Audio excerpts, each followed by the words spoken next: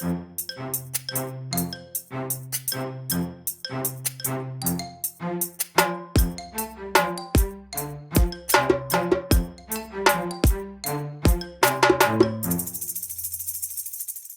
warm welcome back to the Information Security Stack together with me, Daniel Gustafsson, and Kim Hindart. Hubba. Kim Hindart, today we're going to talk about pink unicorns and stickers. Badges. Yeah. Badges and stickers. Badges. The reason to that is the EU came out with a code of conduct, as they called it, for cloud services. In an attempt, I guess, and I assume, to create some sort of framework to, if you follow this, there's a greater chance that you can be GDPR compliant if you follow this code of conduct by heart. And then you got a sticker and a badge. Just like you do when you go to camp as a kid, you get a sticker. So in this case, the sticker then sort of proves, well, at least give you a chance to prove that you could follow the GDPR framework with your cloud service as an international provider. But, Kim Hindart, what about those stickers? Are they truly true, or are they a pink unicorn? Yeah, just to be clear, if I as a data controller wants to put my data I have that contains personal data, if I want to process that with an international cloud provider, let's call a hypothetical one Muffins, and that's a big hyperscaler, and if I want to do that, I still need to make a data protection impact assessment. That's on me, and no stickers, no badges, no glittering unicorns can take away that responsibility that I still need to do a data protection impact assessment. And of course, these nice labels and stuff can help, because yes, the code of conduct, let's start by explaining that. If you get 2 EU members to approve a certain thing, to approve a certain framework, then if 2 EU countries do that, then you can ask for this to be EU-wide as a standard, so to speak. And this is the Belgian Data Protection Authority and the French Data Protection Authority that actually have approved a set of code of conduct for handling and processing personal data focused on cloud providers. And this is a nice thing, actually. So this is a nice thing. So it's the French Data Protection Agency and the Belgian Data Protection Agency that both agreed this is a good standard of code of conduct. What any code of conduct, as you mentioned before, cannot help with, it's local laws and jurisdictions. And if the national local law overrides GDPR, it doesn't help how much code of conduct you promise to follow. You might be obligated by your national law to break them anyway. And this is exactly the risk that exists with FISA. Yeah. And no, even though you can promise how much you ever say that if we breach, we will notify all the people that are affected, as demanded by GDPR, as demanded by all the code of conduct. The answer is no, you can't, because FISA might give you a gag order, and that overrides anything as well. So, that said, people say, but then you shouldn't be able to give that badge to them. Yeah, you can discuss that as well, because they have really not made a crime until they actually commit the crime itself. No. So you cannot give them that because it might be a crime. That's also the tricky part. So this is exactly why why you need to make a data protection impact assessment. So even if in the code of conduct itself, even in Muffin's nice code of conduct, and of course they put it in very, very small fine print in marketing, and say, look, we have the unicorn badge, now you can come to us and do everything. Yeah, that's not true. You still need to read the fine print. And in there, they actually say there is a FISA risk. They have to admit it. There is a FISA risk. However, I can agree that the FISA risk itself is small risk. Very low. Very low. We need to be realistic anyway. Yeah, they do mass surveillance, absolutely. But will a human ever read this? No.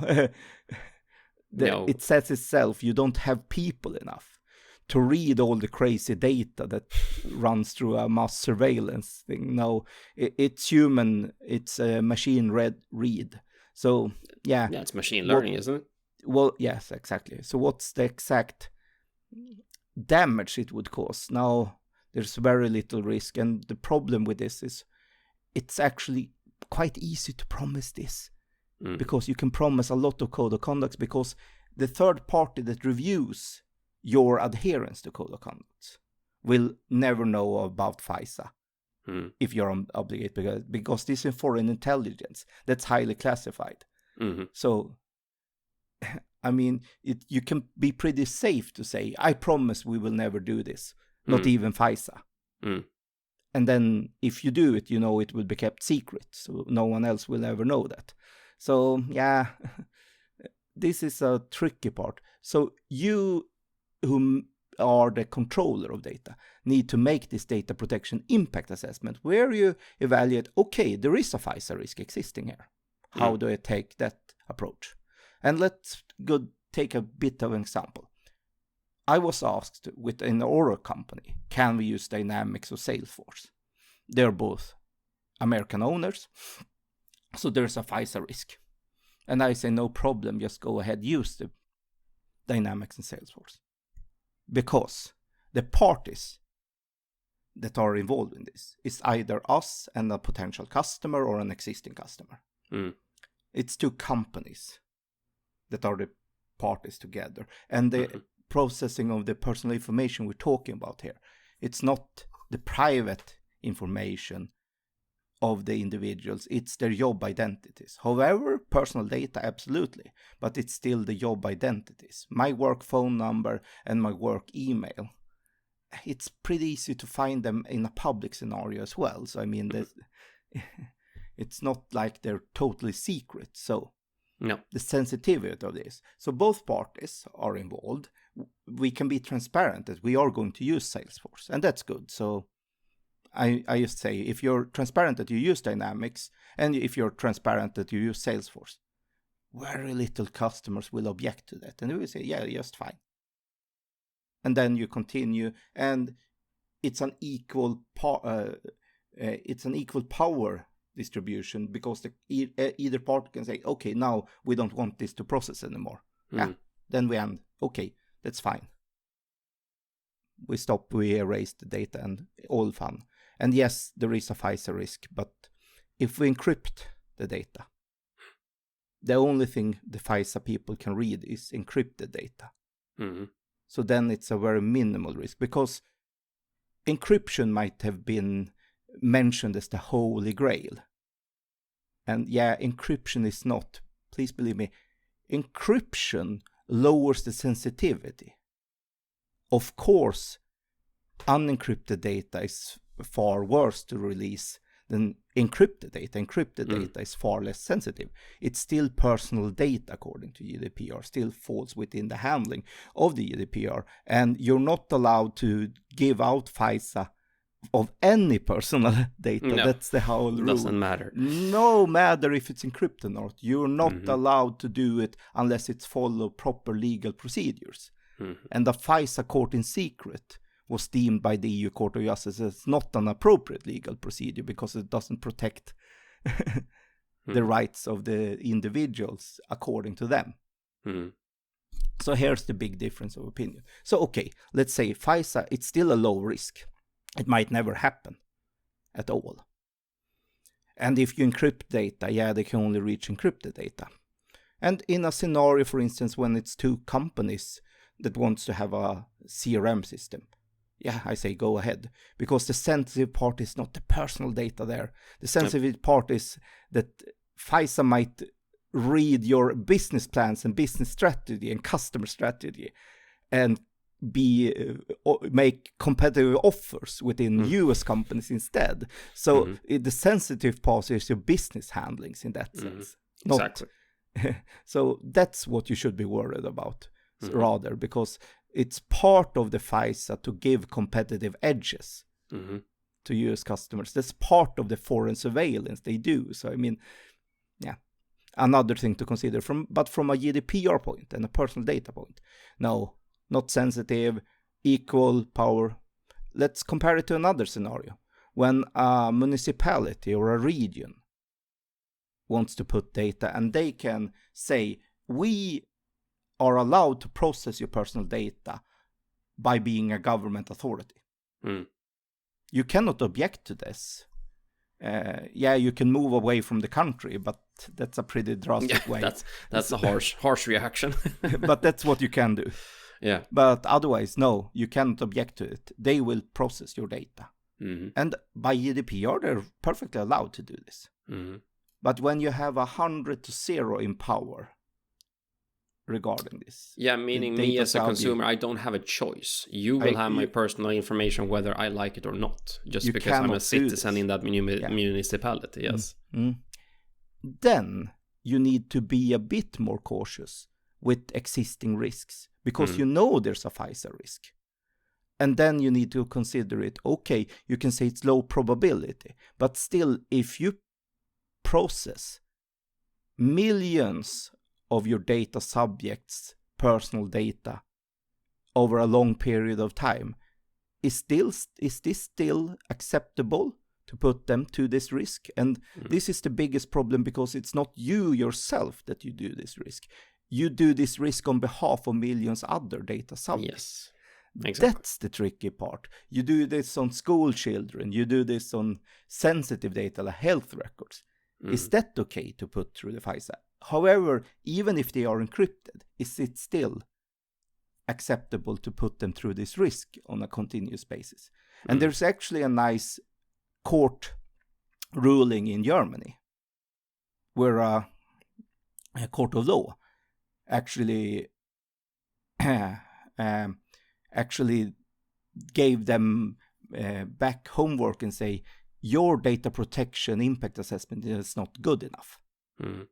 And they had made a very thorough, very good data protection impact assessment that listed a whole slew of different safety precautions they did. So they did everything correct, with everything from encryptions, limited access, putting it in region specifically, except one thing that made it totally obsolete. And that was, did you actually check for suppliers that doesn't have this FISA risk?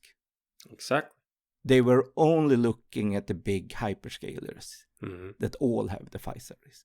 Yes. And just to be clear, the security in the big hyperscalers are top notch. Awesome. There's nothing wrong with the security in the hyperscalers. No, nothing at all. Awesome. They're great. They're awesome. So you need not be concerned about the security part. That's great. It's the legal part, the FISA risk, that still exists there. And you cannot take that away. So you need to evaluate that risk. And then they asked, have you even checked for EU suppliers within the EU, suppliers within a trusted nation that doesn't have a privacy shield broken, like Canada, Japan, Australia, that's still acceptable? And when the answer was no there, they said, no, this is not good enough. This is not a complete impact assessment. You need to first evaluate, is there some way we can do this without this FISA risk? So, and I can believe that if you're, for instance, something in power, a government agency or a government organization, a public organization that has all the power, then I don't think it's too much to ask that you at least consider, can we eliminate the FISA risk? Why do we absolutely need to expose our data subjects to this risk? Is that necessary? However, even if they are encrypted and even if you think there's a low probability, I still mean it's not your call to make if you think it's low probability. I would compare this to taking a vaccine or not. There's a crazy low probability that you would get any side effects from a vaccine. But I still think it's very, very good to allow people to determine that for themselves. I know it's a hot topic right now when we have a lot of anti-vaxxers, and the government says we should chase them down and force vaccinate them. And I say, no, that's not the right way to go. I wouldn't want to live in a country that forces this upon someone. No. I still think this has to be the individual's choice to make. However, that's the lazy part also, to force vaccinate people. The right part, the correct part in a working democracy is to take the extra effort and educate people. To why? Why they should, why they could. It's the same thing with your data protection impact assessment. Gather support then. Educate people, but you can't just do it.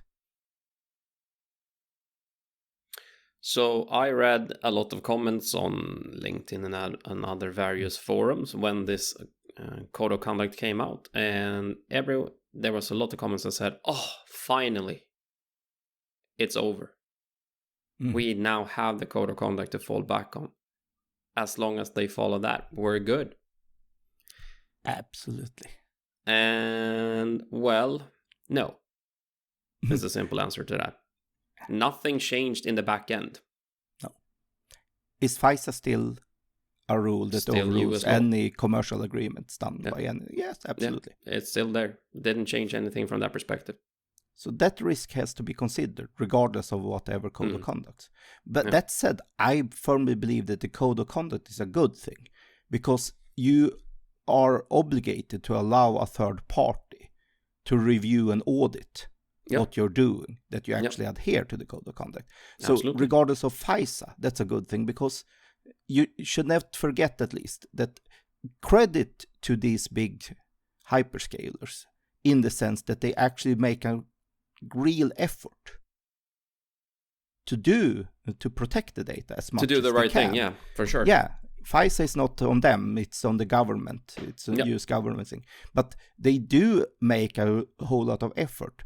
There's a whole bunch of companies out there that don't give a damn, to be honest. Yeah. And so the code of conduct is a good thing in the sense that you actually give a damn. So that's a good thing. But yeah, because that means if the code of conduct doesn't work for hyperscalers, we should ignore it. No, it works for millions of smaller companies. That is a really good thing. Because,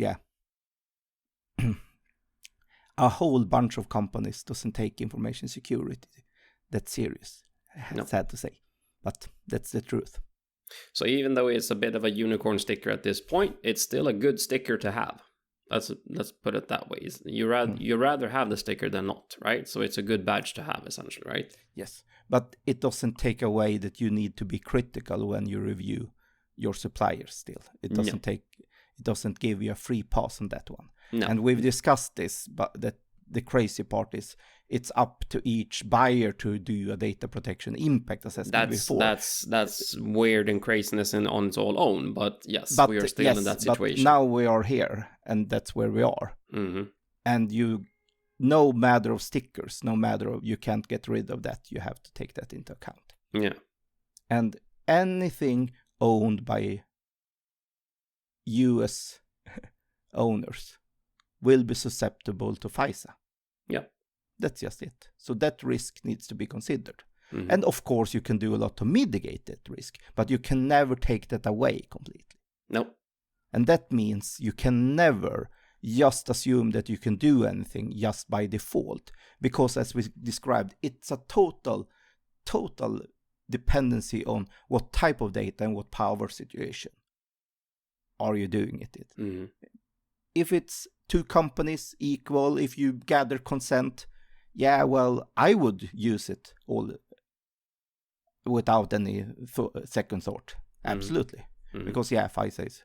But if I were a healthcare provider and it was a matter of health records, no, I would consider FISA a risk that at least I would want to have consent of everyone before we do it. Yeah, exactly.